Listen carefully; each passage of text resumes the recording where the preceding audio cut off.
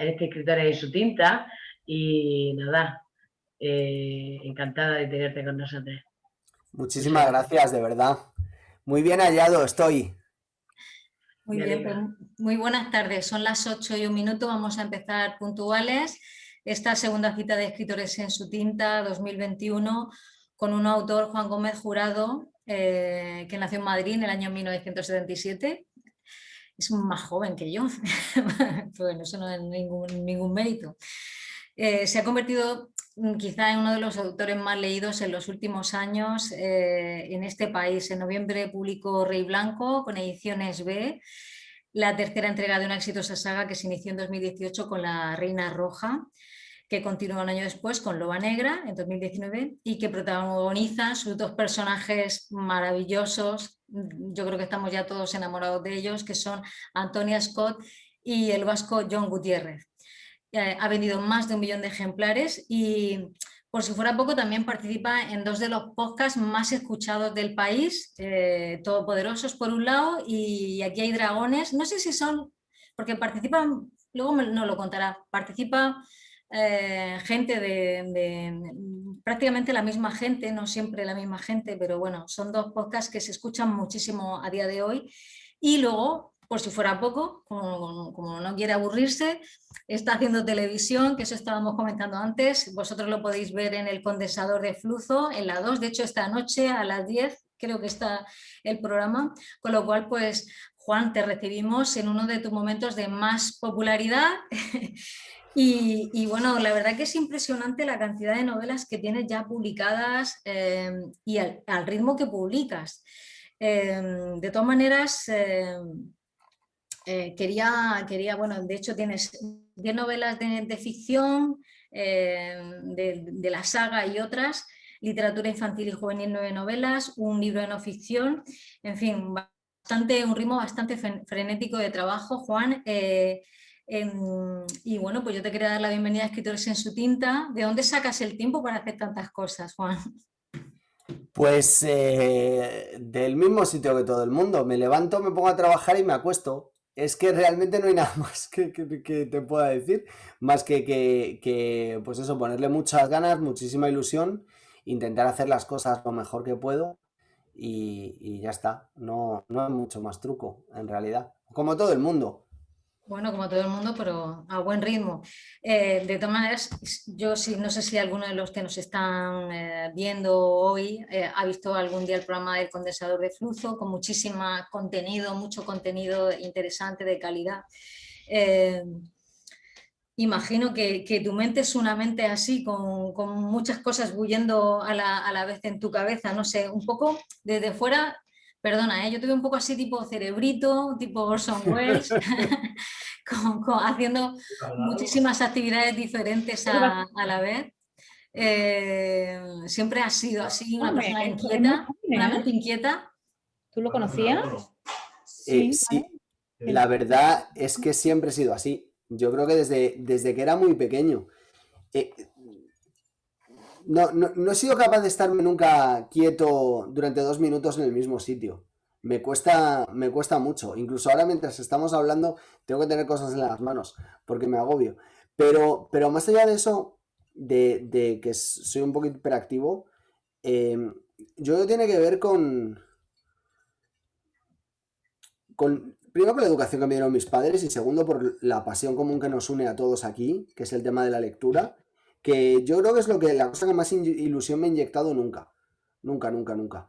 Y no sé por qué te estoy diciendo esto, la verdad.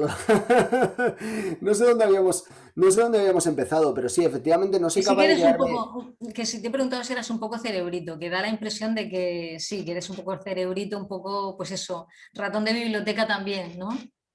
Bueno, tengo la inquietud de moverme y tengo al mismo tiempo la inquietud de hacer cosas y todo pasa al mismo tiempo y al mismo tiempo la inquietud por el conocimiento. Yo no sé muy bien por qué, pero sí, exactamente. O sea, has acertado de pleno. Eh, Dices en una entrevista que si un libro no es entretenido, nunca podrá cumplir su propósito. ¿Cuál es el propósito de los libros? Ostras, me acabas de pillar. Muy buena pregunta. Yo creo que a pesar de que, bueno, me resumieron mucho esa respuesta, pero si valiera tal cual. Yo creo que la respuesta inevitable es que el libro es un propósito en sí mismo. Quiero decir que el propósito del libro, entendemos que hablamos de la ficción, ¿no? De las novelas. El propósito de la ficción, de las novelas, es una tautología, es decir, es una proposición que se demuestra a sí misma. Completamente autocontenida, es decir, el libro tiene que funcionar y tiene que ser entretenido porque la historia tiene que ser entretenida y nos tiene que enganchar. Así es como lo veo yo. ¿Han pasado en la historia libros aburridos? Pues algunos, pero normalmente han pasado en la historia por ser muy aburridos. Pero el Quijote no es aburrido. Bueno, de hecho, creo que dices en algún momento que nadie escribe para aburrir. Exacto. Eso es así. En realidad escribimos por dos motivos, o por fama o por dinero, o por los dos al mismo tiempo. ¿De verdad?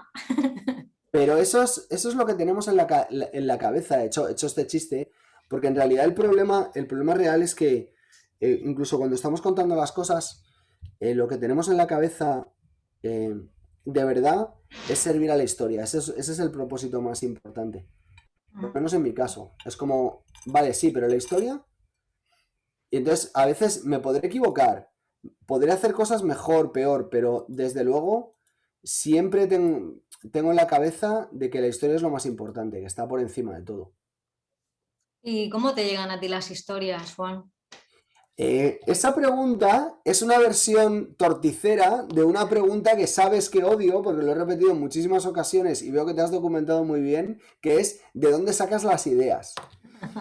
Yo tengo un amigo, Rodrigo Cortés, director de cine, que una vez, ante la pregunta que más odiamos todos los creadores, que es ¿de dónde sacas las ideas?, él respondió, y perdonadme, porque viene un exabrupto, ¿de dónde sacas las ideas? Entrevista del Mundo, ¿eh? ¿De dónde sacas las ideas? Y ponía debajo, sin más, del culo. Y eso era todo. Eso era todo. Eso era. Resumía la imposibilidad de decir, yo qué sé, de dónde salen las cosas. Pero oye, Yo hablando del culo... lo que hago es trabajar, ¿sabes? Claro. Y me encuentran. Las ideas te encuentran. Que hablando del culo, digo, si en el baño se te ocurren ideas o se te ocurren más Es que los paseando. sitios. En el baño, o sea, en el baño a lo que nos estamos refiriendo, no. Pero en la ducha es Ajá. de los sitios que más creatividad hay. En mi caso, por lo menos, ¿eh? De corazón te lo digo. Hablábamos del entretenimiento, de que la novela tiene que ser entretenida, divertida. ¿La vida es entretenida, Juan? La tuya seguro, porque no paras, pero visto desde fuera, con los ojos de un escritor, con los ojos con los que observa un escritor, ¿la vida es entretenida? Hombre, desde mi punto de vista, sí, mucho. Quiero decir que entretenido y divertido no quiere decir feliz, ¿vale? Por ejemplo, una película de terror es muy entretenida, porque desde luego no te aburres. El entretenimiento no te aburre. Y la vida nos echa a la cara un montón de oportunidades para que nos entretengamos. Y eso puede querer decir un montón de cosas, pues que se te muera un padre, un cáncer, que gane tu equipo favorito una copa muy importante, o sea, todo eso desde luego es lo contrario del aburrimiento. Que te persiga un asesino en serie por una carretera solitaria, todas esas cosas desde luego son entretenidas. Felices, bueno, pues ya habría que ir viendo una por una. ¿Y cómo ves la vida como juego? No sé, porque a veces me da la sensación de que en general nos la tomamos demasiado en serio. Quizá el hecho de escribir y escribir ficción hace que a lo mejor uno camine por la calle pensando que está metido dentro de un videojuego o un juego de rol o qué sé yo. La vida es un juego también, ¿no? Sí, desde luego. Y también has dado en la clave con una de las cosas que a mí más me importan, que es que a veces nos tomamos todo demasiado en serio. Y, y la gravedad y la responsabilidad son dos cosas que no siempre van de la mano. el tomarse las cosas, o tomarse uno muy en serio a sí mismo, ¿no? No quiere decir que de esa forma una persona sea más responsable, porque se lo tome todo sin una sonrisa. Yo recuerdo que cuando mi padre estaba muriendo, yo no me aparté de su lado durante una semana entera. Fue quizás el peor momento de mi vida. Y, y nos estábamos riendo mucho, porque él me contaba chistes y nada, ponían una serie en la tele y decía, uy, de esta al final no lo voy a ver. y mi padre era muy divertido.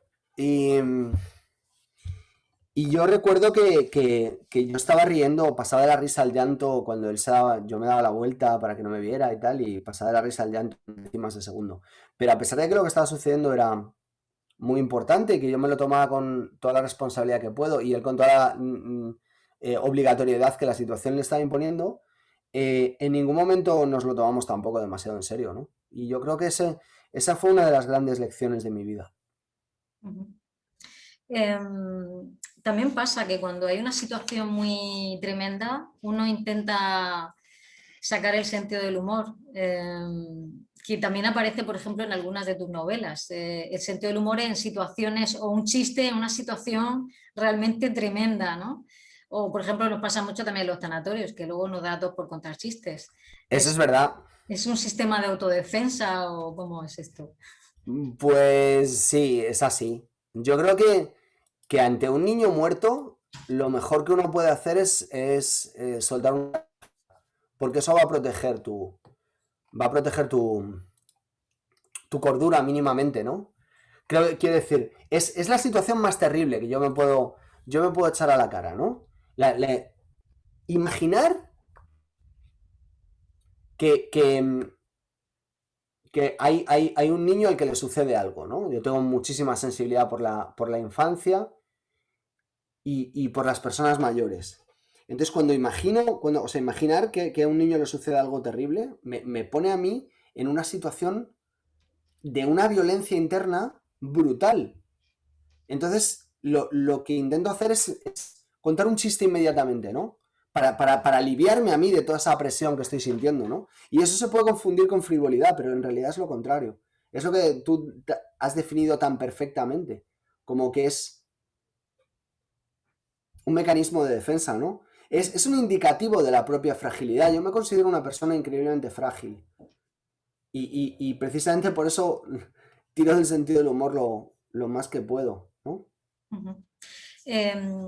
Leyendo tu novela La Reina Roja, porque de momento no me ha dado tiempo a leer más, la verdad. Bueno, son 10, o sea que yo, mira, con una ya es bastante. y me siento muy honrado, de verdad. Muchas gracias, Lola. Me ha encantado y además que me la he devorado, o sea que todo lo que dicen es verdad, de que tus novelas se enganchan a tope. Mi humilde impresión es que como que conjugas estilos, formatos, no sé, como veo muchas horas de Netflix detrás de la novela, veo libros, veo cine, veo pequeños homenajes a películas, a canciones de Sabina. Quizá un poco la tónica de nuestro tiempo, los autores, digamos, de tu generación, tienden a hacer eso, a ser un mix, un collage de todo lo que hay en la realidad ahora. Bueno, a lo mejor es simplemente que tenemos unas referencias parecidas, Lola, porque creo que eso lo hemos hecho todos toda la vida. ¿Qué es el Quijote sino una ensalada de referencias una tras otra? Amadís de Gaula, Tirán lo Blanc, el Caballero de la Triste Figura, quiero decir que todo eso está mezclado dentro de la imaginería de Cervantes, se cita a sí mismo también mientras está escribiendo, quiero decir, hace autoficción, que parece ahora tan modernito y tal, y mira, la mayor obra de la historia de la literatura y que tiene, pues eso, es de finales del 16, principios del 17, es decir, que son 400 años ya, ¿no? Ya lo estaba haciendo. Entonces, efectivamente, yo soy hijo de mi tiempo. Y igual que Cervantes reaccionaba a las historias de caballería, o Dickens reaccionaba a los Dimes y los Penny Dreadfuls y todas esas novelitas pequeñas que se publicaban de manera suelta como panfletos, pues yo reacciono a las series de televisión, a las noticias, a las cosas que tengo alrededor. Y no es ni pretendo ocultarlo ni disculparme, es que uno se alimenta de lo que tiene cerca, ¿no? Y entonces te puedes encontrar igual una referencia a...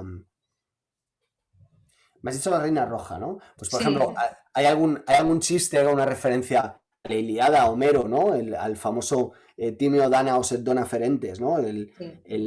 Hay alguna frase de Schopenhauer de repente metida ahí con calzador. ¿Por qué? Porque en ese momento me parecía que era divertido, ¿no?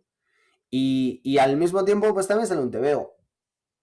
Bueno, o por ejemplo la frase que me ha robado el mes de abril, que le sale del alma al protagonista, ¿no? Casi eso lo llevamos impreso, es como muy difícil separar lo que, quiero decir, que uno lo mete y muchas veces no lo planea estratégicamente, sino que No. sale. Es parte de la escritura. Es parte del proceso natural de cuando tú estás trabajando y ocurre dentro del movimiento, ¿no? Del flujo de lo que está saliendo de tu cabeza. Ujú. Y tú lo que haces es decir, bueno, pues me rindo a ello y ya está. Y es la única manera de ser honesto con la historia y contigo mismo. Si a ti te ha parecido mientras lo estabas escribiendo que estaba bien, pues es que probablemente lo esté, ¿no? A lo mejor te equivocas, pero en realidad el truco, ¿sabes cuál es, Lola? Que por cierto, en Loba Negra verás que una de las protagonistas se llama exactamente igual que tú. El truco es querer servir solo a la historia y darte cuenta que es la historia que tú quieres contar, pero no a nadie, sino a ti mismo. Porque en realidad tú eres es el libro que a ti te gustaría tener en la estantería y que no existe. Entonces, por eso yo digo, siempre he dicho que soy un escritor muy egoísta, que yo solo escribo para mí. Luego resulta que le gusta a millones de personas, pero eso ya no es mi responsabilidad, eso es cosa de ellos. No sé si me explico. Sí, sí, sí. Me gusta lo que has dicho de rendirse, ¿no? En el fondo, un escritor también cuando empieza a escribir de manera fluida, tiene que rendirse de algún modo, ¿no? Rendirse a lo que le viene, a cómo maniobran los personajes, por dónde van, cómo van creciendo.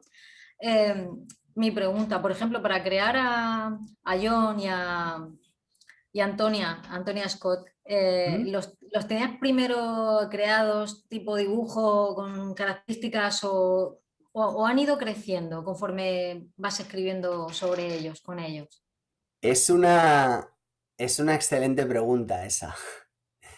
Una pregunta muy inteligente y al mismo tiempo muy difícil de responder. A ver, voy a enseñaros una cosa que no enseño nunca a nadie, pero creo que te servirá o servirá para ayudar a responder eso.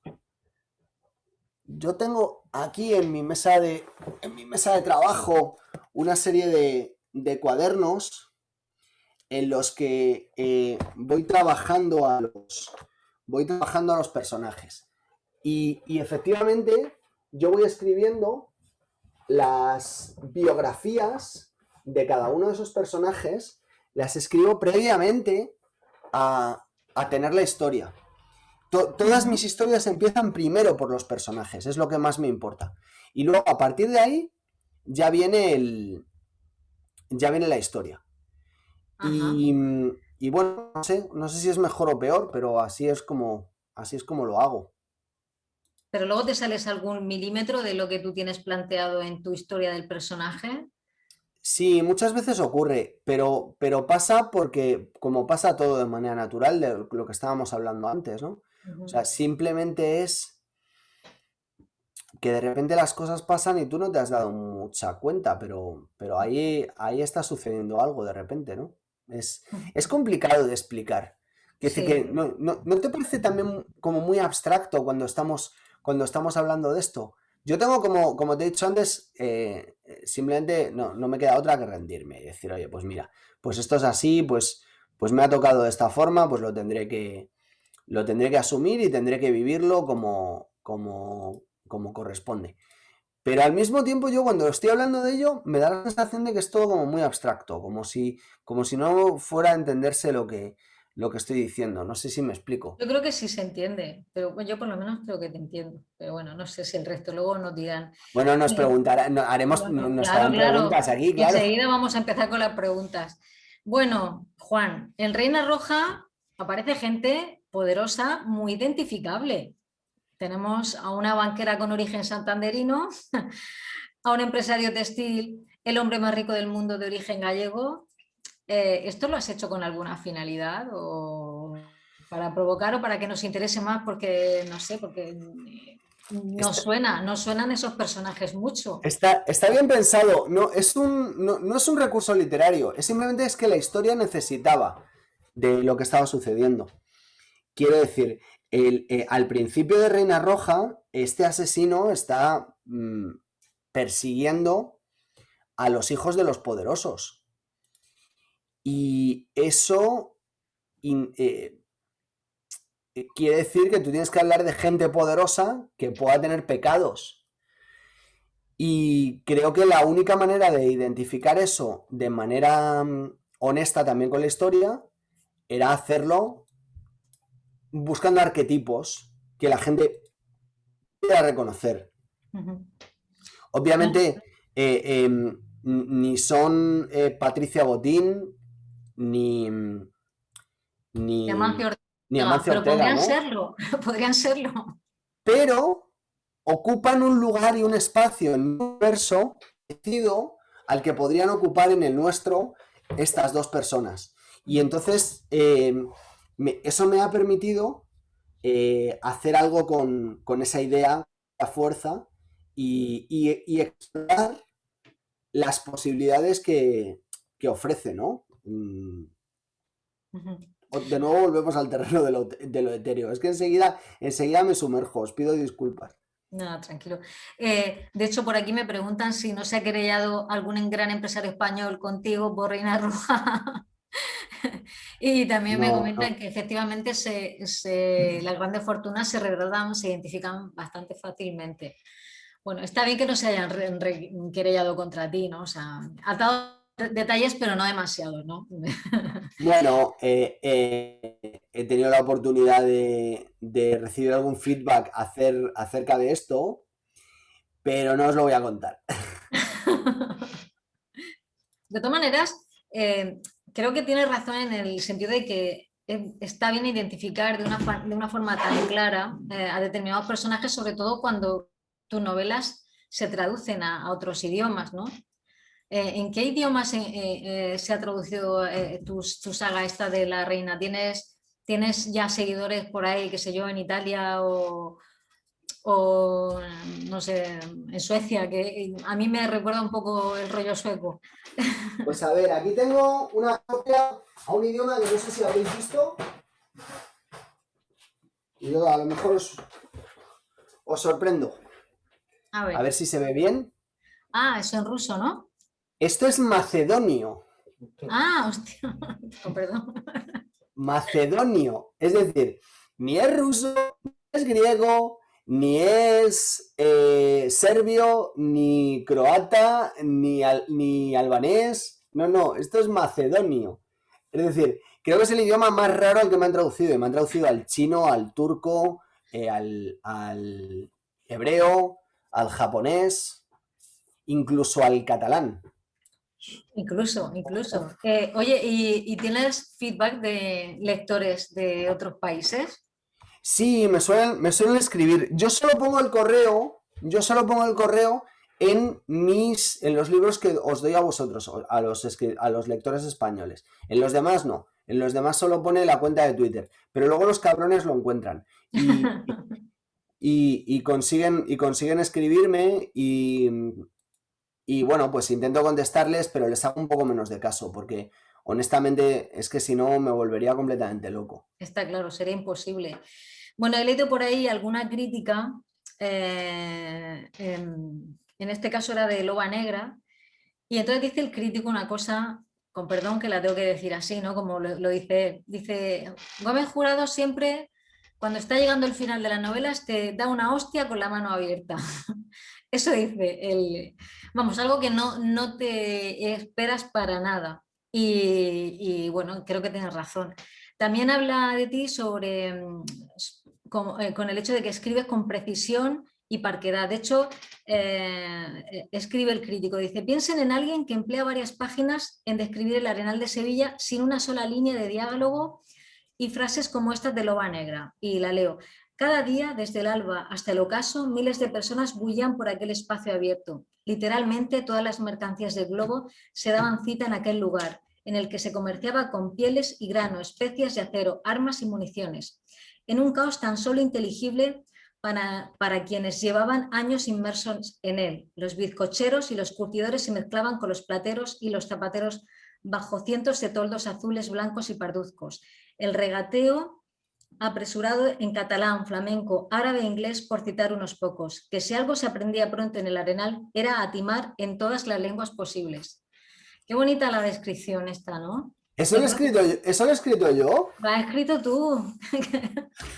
Es muy bueno. Me recuerda por un momento, me recordaba a Dickens, de verdad, ¿eh? Y no por Bueno, muchas gracias. Eso es un fragmento efectivamente de la leyenda del ladrón y Sancho se asoma a un muro huyendo de una persecución y llega hasta el Arenal. Es un momento muy bonito. Costó mucho escribir ese trozo. Además, creo que hace ya casi 10 años de ese fragmento, de cuando lo escribí. No, más de 10 años, estamos en el 21. Yo creo que esto lo escribí en 2010, aunque se publicó en 2012. Y jo, fue duro, costó mucho. Entonces, a ver, tenía 33 años. Eran otros tiempos. No había aprendido muchas cosas que tuve que aprender después. Así que sí, me acuerdo fue durillo. Tal y como hablas, bueno, sabemos, porque también tus lectores lo saben, que tienes muchas obras escritas, muchas más que publicadas. O sea, nos lleva mucha ventaja en esto, porque decimos, qué rápido publica, cuánto escribe, pero es que ya las tenías escritas previamente, Juan. Bueno, voy pues al ritmo que llevo en general, a mi propio ritmo, pero estoy,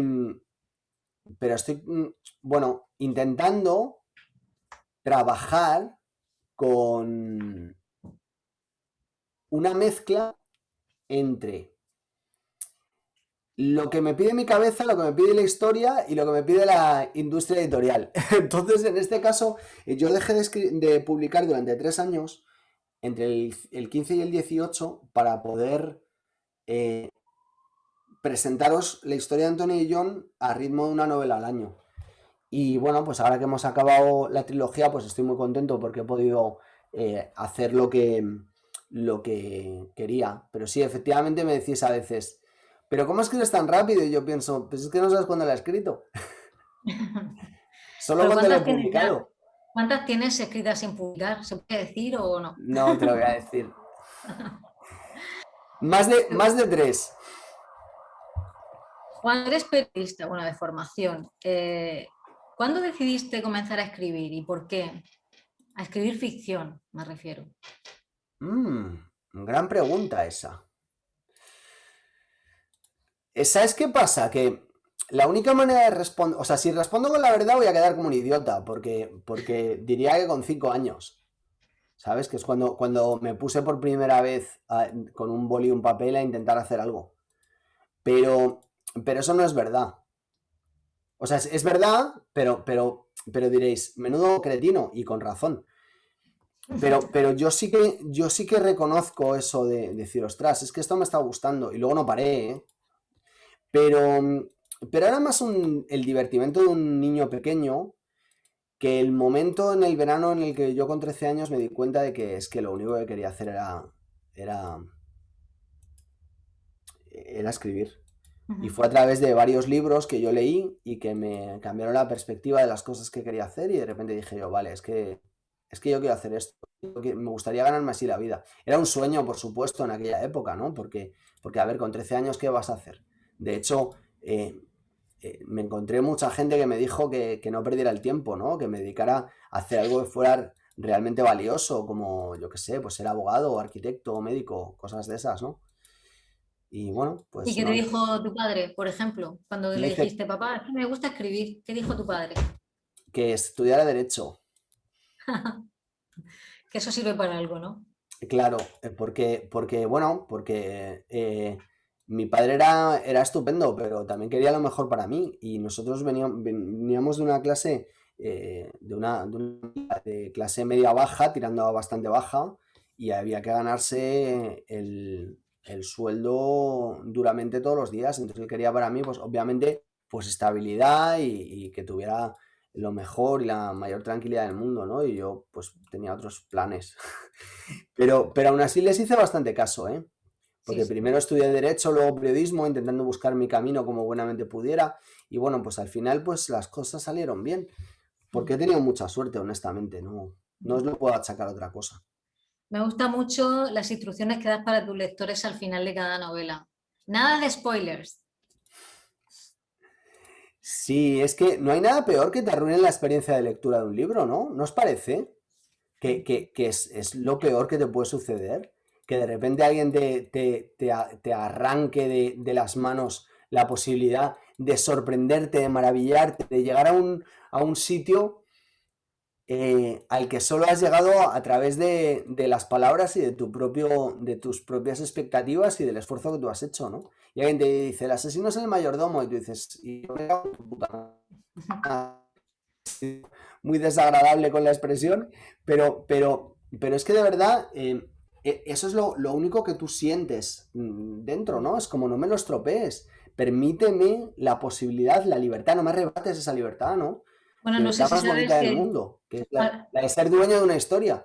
claro, Alfred Hitchcock cuando estrenó Psicosis, le pedía a la gente que por favor no le contase a nadie que iba a ir al cine, cómo acababa ni lo que pasaba, porque claro, es que si lo destripas no tiene gracia, es como si destripas El Sexto Sentido y otras películas. Cuéntame de tu trabajo en radio, en podcast. Bueno, sé que hace mucho tiempo hace unos años estuviste con Julio Otero trabajando por la tarde y ahora estás con el tema de los podcasts, con Javier Cansado, con Rodrigo Cortés, con Arturo González Campos. En los podcasts Aquí hay leones y todopoderosos. Da la sensación de que os lo paséis bastante bien cuando hacéis estos podcasts. Esto es como una especie de fiesta de amigos, ¿no? ¿Los hacéis Bueno, presenciales o está cada uno en su sitio por ahí? a ver, depende. Quiero decir, bueno, primero te diré que efectivamente la sensación que te da es muy correcta. Es decir, nos lo pasamos fenomenal. Em, pero a la segunda parte te puedo decir que depende, porque hay uno que sí que hacemos por Zoom, porque no hay las condiciones adecuadas, y luego hay otro que grabamos en la Fundación Telefónica, que ese sí que lo que hacemos es cada uno desde, o sea, que nos juntamos todos. Y bueno, pues la verdad es que es el mejor momento del mes, ¿no? Porque bueno, pues porque es que somos muy amigos y nos lo pasamos muy bien. Y no hay nada más bonito que encontrarse un grupo de amigos, como estamos nosotros aquí ahora mismo, y ponerse a hablar de cultura. Es que Claro. es lo mejor del mundo. Bueno, escuchando alguno de esos podcasts me he enterado de que te robaban el bocadillo de la mochila cuando eras pequeño y que en algún caso ponías Evacol dentro del bocadillo para que el que te lo robase pues cobrase su merecido. Que sufriera mucho. Sí, sí, sí, sí. Yo lo pasé muy mal en el cole, ¿eh? O sea, fue, bueno, pues una etapa bastante dura, bastante dificililla, pero bueno, ¿qué le vas a hacer, no? O sea, ya con todo este tiempo que ha pasado, ya casi se me ha quitado el odio. Pero lo del Evacol es duro, ¿eh? Quiero decir, tu castigo era terrible. Bueno, no, no. O sea, que decir, una vez que te quiten el bocadillo, vale, pero la insistencia repetida, no, eso no, eso no, eso es inadmisible, eso no tiene perdón. Así que bueno, Bien. pues así actué. también te tocaba estar en el banquillo mientras te sacaban a jugar al fútbol y como no te sacaban, pues te leías bastante, ¿no? Mucho leías a Julio Verne y a Walter Scott, según he escuchado. De tus autores, ¿tienes algún autor fetiche? ¿Algún autor que realmente te haya marcado mucho a la hora de crecer como escritor, como autor? Pues a ver, porque a ver, es una pregunta muy, muy bonita, pero muy complicada. Quiero decir que, a ver, Pérez Reverte, Stephen King, Tolkien, todos esos han sido imprescindibles en mi vida, o sea, absolutamente imprescindibles. Y sin embargo, a la hora de decir, oye, vamos a analizar cómo te ha influido cada uno de ellos. Bueno, eso ya no es tan fácil, porque claro, tendría que ser capaz de diseccionar algo que en la práctica pues no se puede hacer, que es el decir de dónde viene esto, de dónde viene esto otro, y etcétera, ¿no? No sé si me explico. Pero es que tampoco he sido, yo no soy tampoco demasiado reflexivo con respecto a mí mismo. Tengo que reflexionar sobre estas preguntas cuando me las haces, por ejemplo, tú, Lola. Mientras tanto, lo único que digo es, a ver, esta historia cómo la cuento. Y me siento, intento hacerlo lo mejor posible, ¿no? Pero no tengo como esa conciencia tan acendrada de lo que estoy haciendo, de dónde viene y de por qué. Por cierto, son las 8:37. Animo a los que queráis que escribáis vuestras preguntas en el chat y ahora dentro de un ratito vamos a empezar a hacer las preguntas a Juan Gómez Jurado, que otra gente pregunte cosas, no solo yo. Tiene 2 hijos, ¿no, Juan? Correcto. ¿Cómo ves la infancia de tus hijos respecto a la tuya? ¿La ves muy diferente? Pues sí, la verdad es que sí. Creo, para empezar, que los chavales de hoy en día tienen no solo muchas más oportunidades que nosotros y probablemente muchas más facilidades que nosotros no tuvimos, sino también un entorno, creo que muchísimo más sano. Yo crecí en los finales de los 70, principios de los 80, y comparado cómo era mi infancia, cómo eran los chistes que contábamos, la gente con la que hablábamos, los programas que veía en la televisión y los libros que leíamos, creo que mis hijos han tenido muchísima suerte comparativamente. Que ahora son una generación, a pesar de lo que pueda parecer desde fuera o sobrevolando, porque siempre los ejemplos malos son los que más destacan, ¿no? Pero creo que es una generación más respetuosa, quizás más desencantada, eso sí, porque al fin y al cabo el mundo es el que es, pero sí como con más conciencia de hacer las cosas bien. Hijo, eso está muy guay, ¿eh? Eso es bonito.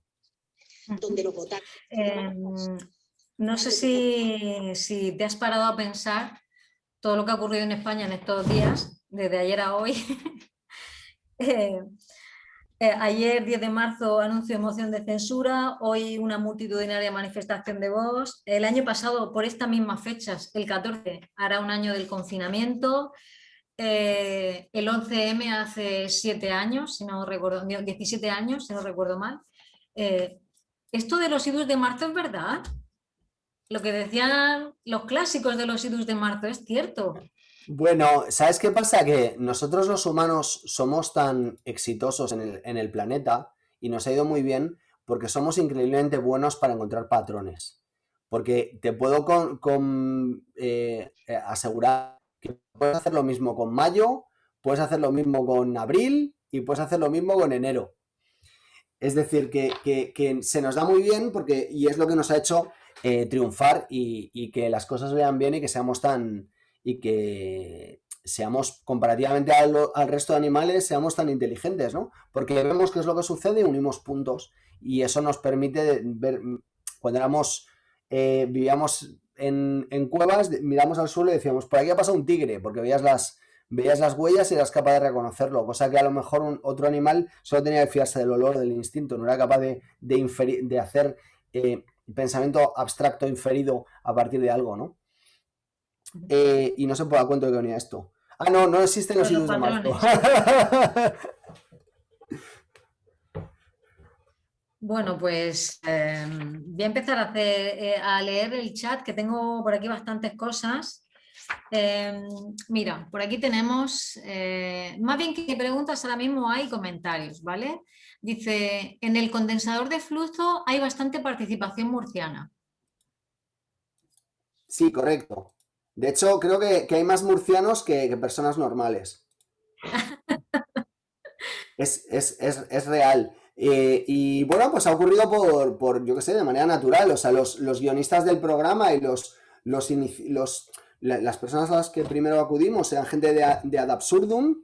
Y luego, bueno, pues fuimos a la universidad y de Murcia y al final pues se juntaron un montón de murcianos. Y he de decir una cosa. Estoy muy feliz porque he conocido a gente absolutamente increíble, absolutamente maravillosa, y lo único que lamentamos de haber fichado tantos murcianos es que el 95% del presupuesto del programa se nos ha ido en las clases de dicción. Bueno, ¿Vale? si nosotros hablamos muy bien. ¿Eh? No, claro, se entiende ¡Es todo un muy bien. chiste! ¡Lola, ríete! Lo sé, yo también estoy bromeando. Es maravilloso, o sea, Ignacio Martín Lerma, Carmen Guillén, toda la gente de Ad Absurdum, o sea, son la rehostia, nos han enseñado muchas cosas y la verdad es que ha sido un placer estar a sus órdenes y a su servicio, porque realmente mi único propósito siempre ha sido el que ellos brillaran como tenían que brillar y lo han hecho y lo hacen cada programa increíblemente bien, así que estoy muy orgulloso de poder llamar a esto a gente, mis amigos y mis maestros, o sea que muy contento. Por aquí te preguntan que escribes para ti, pero si en algún momento te autocensuras.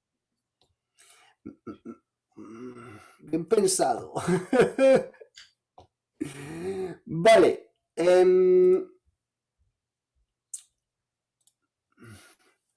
A ver, la respuesta es que lo hacía más cuando vivían mis padres. Sobre todo cuando vivía mi madre. Había cosas que yo decía, uy, esto lo va a leer mamá, y entonces no lo escribía. Vaya. Os puede parecer muy pueril, pero el poder de una madre es incontestable. ¿Por qué? Hombre, pues porque, joder, porque es tu madre. O sea, tú no vas a poner. No, o sea, escribir una escena de sexo que va a leer tu madre es muy duro, eso, ¿eh? Pero no hay muchas escenas de sexo en tus novelas. Por aquí preguntan si tienes una escena erótica en alguno de tus 10 libros. Sí, hay. Ah. Pero me he cortado mucho escribiéndolas. Oye, a mí las mías las leía mi abuela y luego me reñía, pero bueno, ¿qué vamos a hacer? Claro, pero. Y el poder de una abuela es todavía más fuerte, porque Todavía además cuentan con la zapatilla, entonces es Se llama terrible. la pesadilla.